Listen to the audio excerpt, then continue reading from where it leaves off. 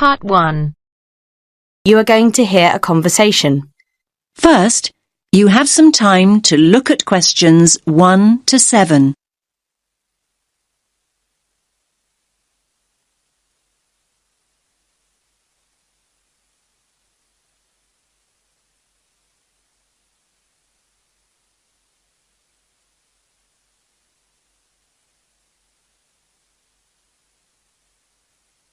Listen carefully to the first part of the conversation and answer questions 1 to 7.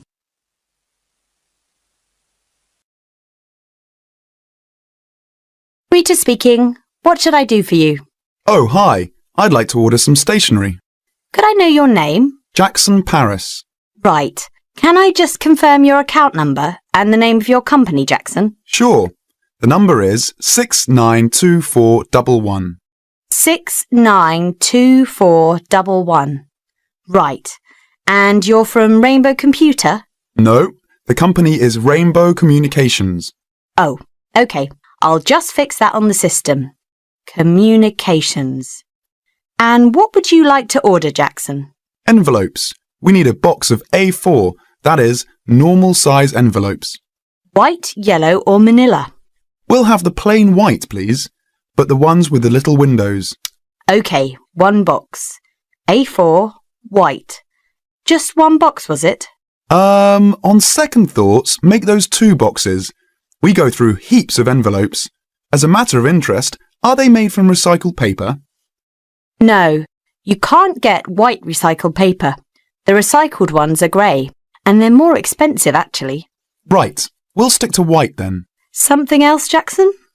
Yes, we need some coloured photocopy paper. What colours do you have? We've got purple, light blue, blue, light green, whatever you want pretty much. There are 500 sheets on the pack.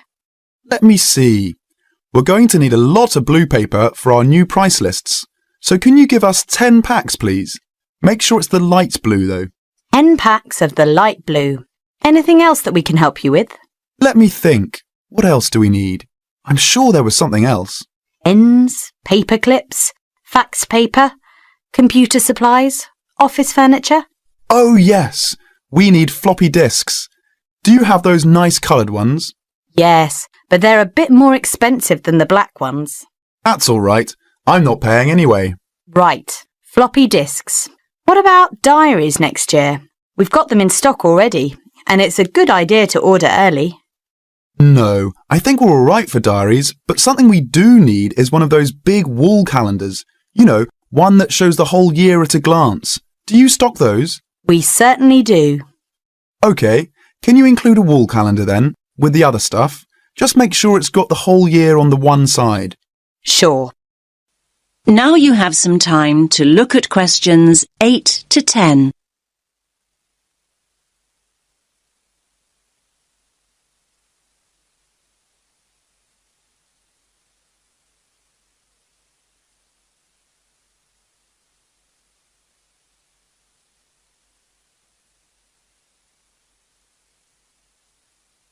Now listen to the next part of the conversation and answer questions 8 to 10.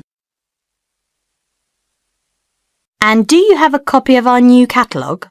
No, I don't. But would you send one? Yes, I'll pop one in with the order.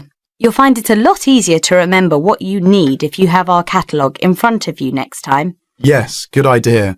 And when can you deliver this? Should be with you tomorrow morning. Can you make sure that it's not after 11:30 a.m? Because we have to go out at 12. There's only myself here on Fridays. Fine. I'll make a note in the delivery docket that they should deliver before 11:30. Thanks very much. Thanks.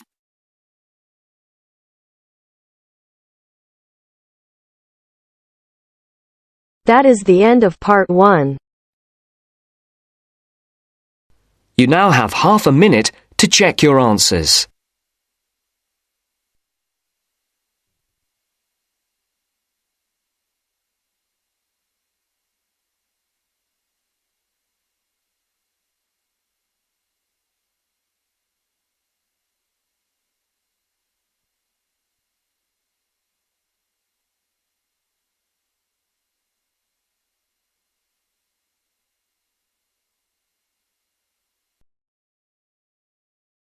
Now turns to Part 2. Part 2. You will hear a talk by a counsellor on plans for the development of an old industrial site. First, you have some time to look at questions 11 to 13.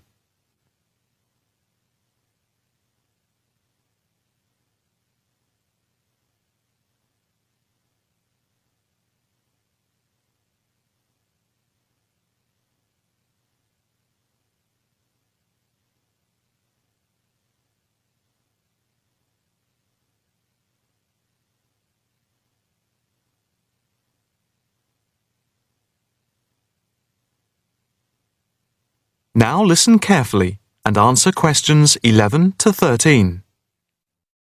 Good afternoon, ladies and gentlemen. My name is Councillor Norma Boyd, and welcome to this exhibition about the development of the old paper mill factory and gasworks site, which has been lying unused for more than a decade. There has been pressure on the council to use the land to build a training centre and a small business park. However, we have been encouraged by local people to create an open area for the benefit of the community, providing much-needed space for recreation. And I now have pleasure in announcing that the plans for the creation of a park, to be called Park Royal, and for flats, have now been approved. I'm also pleased to announce that we have secured sponsorship from local organisations. More detailed plans of the developments are available from the council website, details of which are in your pack. In the meantime, I'd just like to take you through the plan here on the screen. Before you hear the rest of the talk, you have some time to look at questions 14 to 20.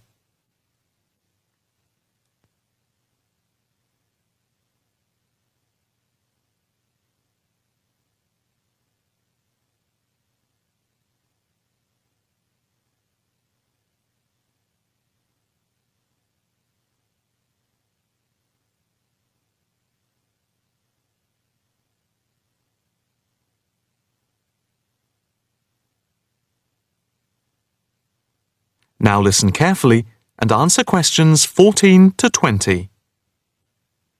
If we start here at the bottom, you can see Parkside Street, where the main entrance to the park is.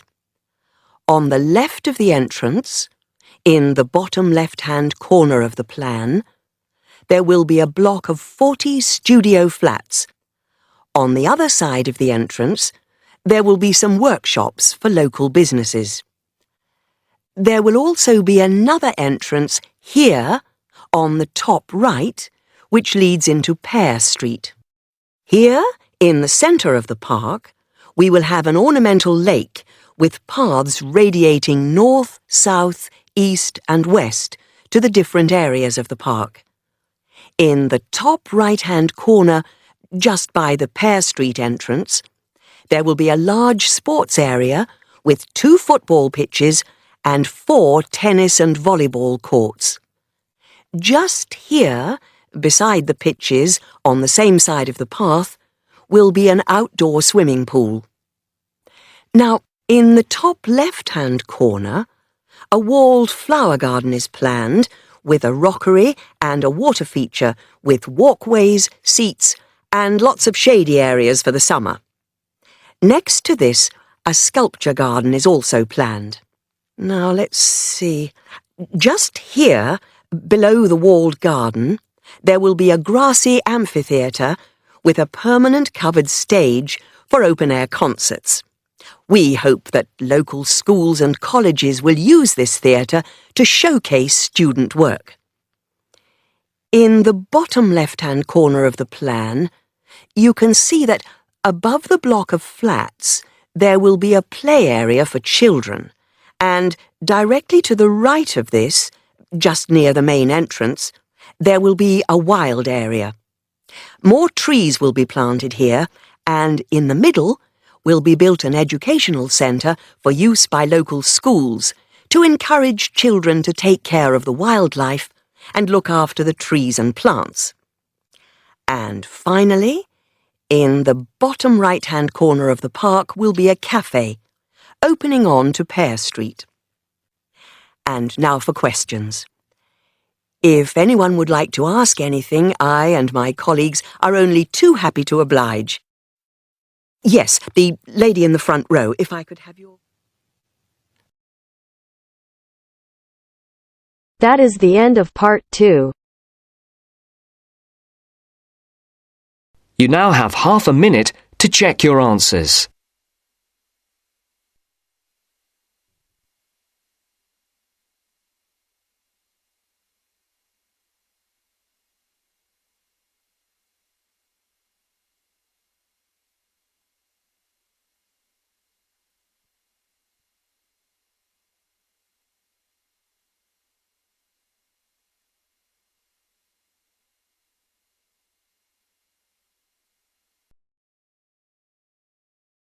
Now turns to part 3.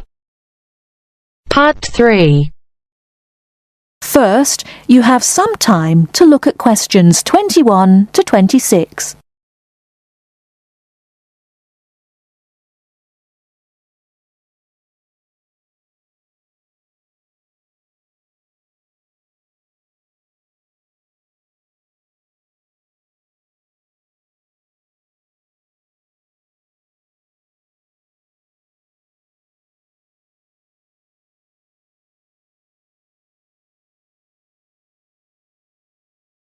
Now listen carefully and answer questions 21 to 26. Hello, my name is Emiliano. I am a student here and I'd like to rent a house for 6 months. OK, well you've come to the right place. We specialise in short-term rental.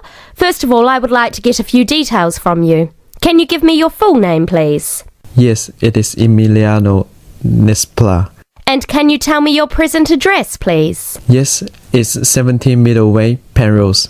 I'm living with a homestay family at the moment. That's great. Now, do you have any identification with you? Oh, and we will need a reference from someone who knows you here. Maybe your homestay family. Yes, okay. Here's my passport and a card from my language school. My referees can be Mrs. Alice Thompson. She's my homestay mother and she wouldn't mind, I'm sure. You can contact her at the same address as me, of course. OK. If we need to contact you, should we leave a message with your homestay? No, you can speak to me directly. My cell phone number is 021 548 3534. Great.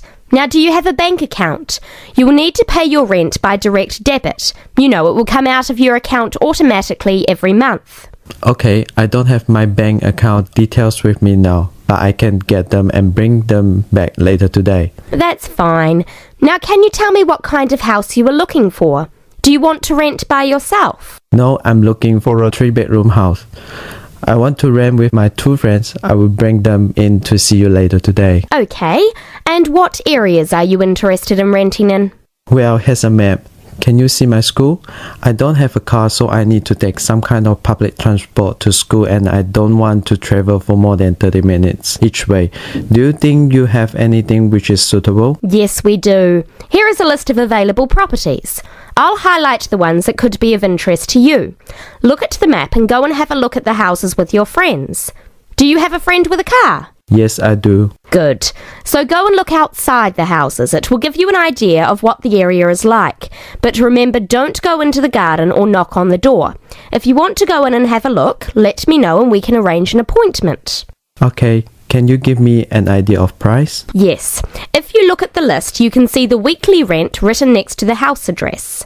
Oh yes, I can see it now. Do I need to pay anything else? Yes, you need to pay a deposit which you will get back when you move out, and you have to pay a non-refundable agent fee which is equivalent to 1 week's rent.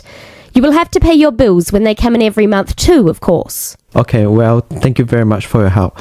What time should I come back with my friends and my bank details? How about 2:30 this afternoon?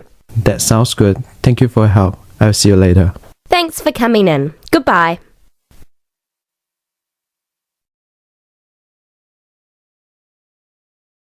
Before you hear the rest of the talk, you have some time to look at questions 27 to 30.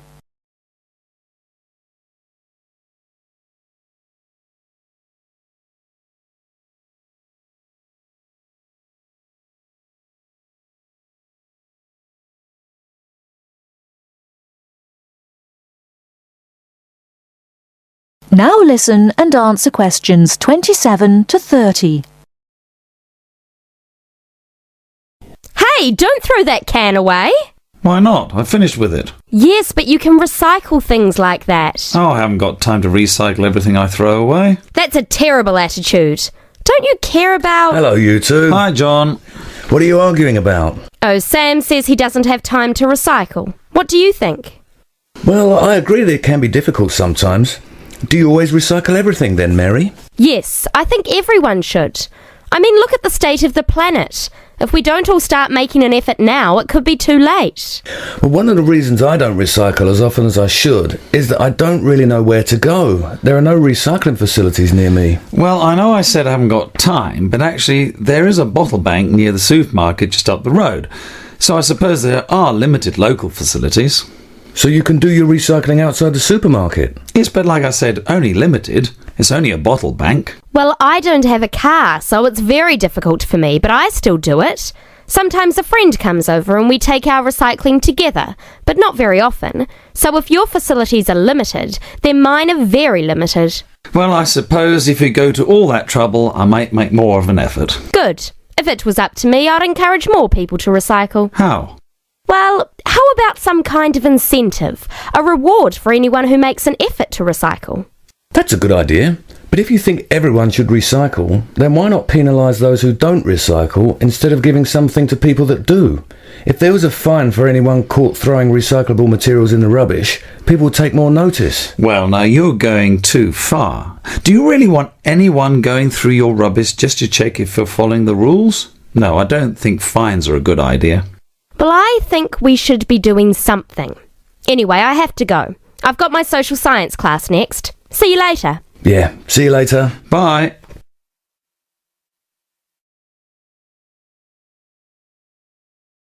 That is the end of part 3. You now have half a minute to check your answers.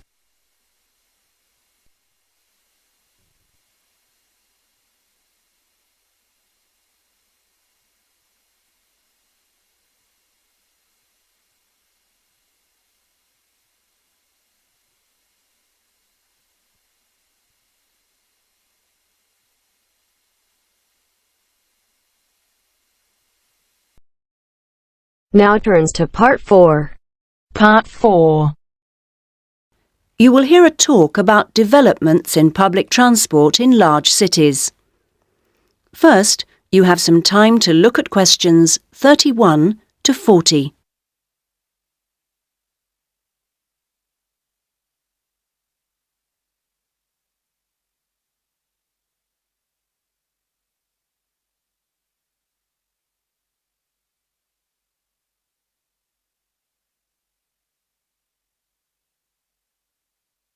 Now listen to the first part of the talk and answer questions 31 to 34. That big cities around the world are getting bigger is a clear trend. This situation is going to make the issue of transport increasingly important. Cities cannot work if their people and their visitors cannot move around. This means that public transport is vital to the success of cities. And yet, private car ownership is increasing all the time. Can these two facts be contained in the same reality? Isn't the car slowly but surely strangling the city? But we must acknowledge it does have genuine benefits. Having said that, the fact that car owners can escape to the mountains is of little relevance to the issue of daily city life, in which we need to do things like ferry heavy shopping and luggage around, something the car, of course, is invaluable for. But the so-called family car is rarely occupied by a family, just a single driver taking up a lot of road space. It's not only the car that clogs up our roads, of course. Trucks are heavy, noisy and smelly intruders. But it's hard to persuade companies to opt for rail freight rather than road. They argue that it is cheaper and more flexible, and trucks are undoubtedly able to go when you want, where you want. The cost claim is false, however. Truck companies don't hold themselves responsible for the environmental costs they incur, nor are they keen to calculate the time spent on repairs or delays. So, this is our first challenge, the sheer volume of traffic. If we compare 3 developed and urbanised countries, we can see interesting differences. The UK, for example, has just over 20 million cars, 1 for every 3 people approximately, and nearly 3 million buses and trucks. These figures sound very high, but in fact the Netherlands, although only a little over a quarter the population, has more vehicles per head of population. Meanwhile, Germany, bigger than both other countries put together, actually outstrips either in terms of vehicles per head of population. Now, there is no correlation between these figures and the percentages of journeys made on public transport. This means that the route to better public transport use is not abolishing the car, but rather making public transport better. Not surprisingly, where people can choose, they choose the thing they prefer, not the thing they don't. How do people judge public transport? Well, a major survey was carried out this year, indicating that there are many aspects, from clean interiors of buses to the proximity of routes to homes and workplaces. Fare prices is a complex issue and needs to be accounted with car costs. What people seem to find most frustrating is scheduling. If the route doesn't pass their departure point when it suits them, they'll drive instead. The issue of personal safety seems to have reduced in urgency with better lighting at stops and CCTV. Now, various measures are being taken in a number of major cities, all designed to increase the appeal of public transport and thus to persuade car users to leave their cars behind and free up the city's roads. Among these is bringing in smart cards. These are purchased in advance and mean passengers spend less time waiting to buy tickets and board buses and trains, particularly when switching across transport modes within the same journey. Another initiative is the use of computers in managing scheduling with greater efficiency. But such logistical measures are not sufficient in themselves, and indeed the benefits that they bring are often less apparent to passengers than to transport managers. From the passengers' point of view, the fact that buses are becoming more comfortable is significant, because it brings them more in line with the car. Delays and diversions are, of course, deeply irritating for passengers. Even if these can't be eliminated, ensuring that passengers have more detailed information available to them will help to reduce their sense of stress. We often associate public transport with inner-city travel, but of direct benefit to passengers are systems such as taxi sharing and dial-a-bus, which provide more flexible options for suburban journeys. And finally, nothing really significant can happen without a shift in people's mindsets. The way we travel is an expression of our values about many things. Companies operating public transport are slowly but surely finding it possible to sell their services as a public-spirited alternative to the car, as awareness of environmental issues has increased radically in the last few years. Overall, then, this combination of steps and changes has a good chance of shifting the city out of the car and onto the bus and train. That is the end of part 4. You now have half a minute to check your answers.